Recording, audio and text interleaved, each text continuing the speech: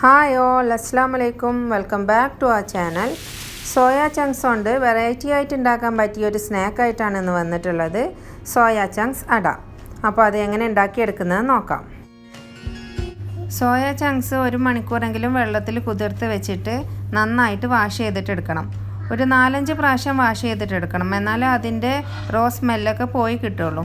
എന്നിട്ട് നമുക്ക് മിക്സിയിലിട്ടിട്ട് ജസ്റ്റ് ഒന്ന് ക്രഷ് ചെയ്തിട്ടെടുക്കാം. ഇതുപോലെയാണ് പൊടിച്ചെടുക്കേണ്ടത്. ഇനി നമുക്കിതൊന്ന് മാരിനേറ്റ് ചെയ്തിട്ടെടുക്കാം.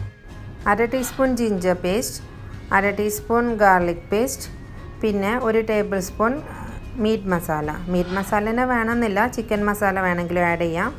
നിങ്ങളുടെ കയ്യിലുള്ളതിനനുസരിച്ചിട്ട് ആഡ് ചെയ്തിട്ട് കൊടുക്കാം. പിന്നെ ഒരു 1/2 ടീസ്പൂൺ മഞ്ഞൾപ്പൊടി, 1 ടീസ്പൂൺ മുളക് പൊടി, 1 ടീസ്പൂൺ മല്ലിപ്പൊടി, 1 ടീസ്പൂൺ കുരുമുളക് പൊടി, പിന്നെ കുറച്ച് ഗരം മസാലപ്പൊടി, പിന്നെ ആവശ്യത്തിനുള്ള ഉപ്പ് എല്ലാം കൂടി ചേർത്തിട്ട് നന്നായിട്ടൊന്ന് മിക്സ് ചെയ്തിട്ടെടുക്കാം. 2 ടേബിൾ സ്പൂൺ ഓയിൽ കൂടി ആഡ് ചെയ്തിട്ട് കൊടുക്കാം. സൺഫ്ലവർ ഓയിലാണ് ഞാൻ യൂസ് ചെയ്തത്, വെളിച്ചെണ്ണ വേണമെങ്കിലും യൂസ് ചെയ്യാം. എന്നിട്ട് ഒന്നും കൂടി നന്നായിട്ട് മിക്സ് ചെയ്തിട്ടെടുക്കാം. ഇനി ഫ്രൈ ചെയ്യാനായിട്ട് വേറെ ഓയിലൊന്നും യൂസ് ചെയ്യേണ്ട ആവശ്യമില്ല.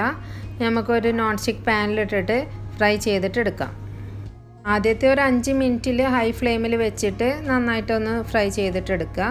എന്നിട്ട് ഒരു അരമണിക്കൂറോളം ലോ ഫ്ലെയിമിൽ വെച്ചിട്ട് ഇടയ്ക്കിടയ്ക്ക് ഇളക്കി കൊടുത്തിട്ട് ഫ്രൈ ചെയ്തിട്ടെടുക്കണം. നല്ല ക്രിസ്പി ആയിട്ട് കിട്ടും. അപ്പോൾ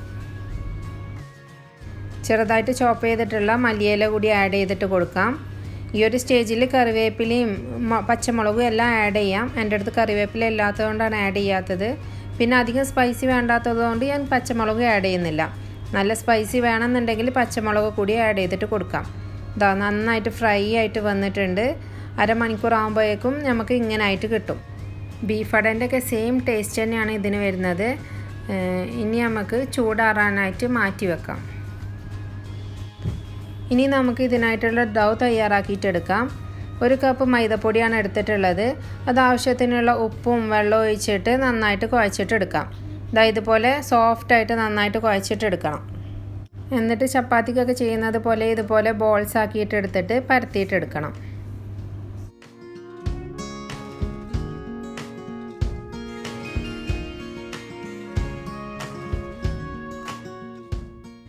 ഇതുപോലത്തെ ചെറിയ അടപ്പെടുത്തിട്ട് ഇതുപോലെ ഇങ്ങനെ കട്ട് ചെയ്തിട്ടെടുക്കാം.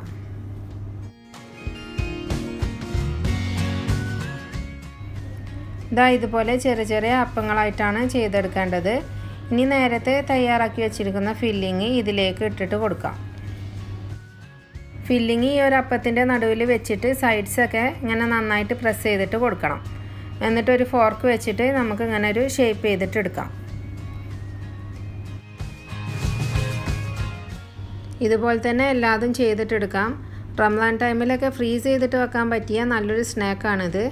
നമുക്ക് ഇതുപോലെ എല്ലാതും ഉണ്ടാക്കിയെടുത്തിട്ട് ഫ്രീസറിൽ വെച്ചാൽ ആവശ്യത്തിനനുസരിച്ചിട്ട് എടുത്തിട്ട് പൊരിച്ചിട്ടെടുക്കാം. എല്ലാം ഇതുപോലെ ചെയ്തെടുത്തിട്ടുണ്ട്. ഈ ഒരു സ്റ്റേജിൽ വേണമെങ്കിൽ നമുക്ക് ഫ്രീസ് ചെയ്തിട്ടെടുക്കാം. ഞാനിവിടെ ഫ്രൈ ചെയ്തിട്ടെടുക്കുകയാണ്. അധികം സമയമൊന്നും എടുക്കില്ല, പെട്ടെന്ന് തന്നെ ഫ്രൈ ആയിട്ട് കിട്ടും. ഈ ഒരു സ്നാക്ക് നമുക്ക് ഫ്രൈ ചെയ്തിട്ട് വേണമെങ്കിലും സ്റ്റോർ ചെയ്തിട്ട് വെക്കാം. ഒരു 1 വീക്ക് വരെ ഇത് കേടാവാതെ നിൽക്കും.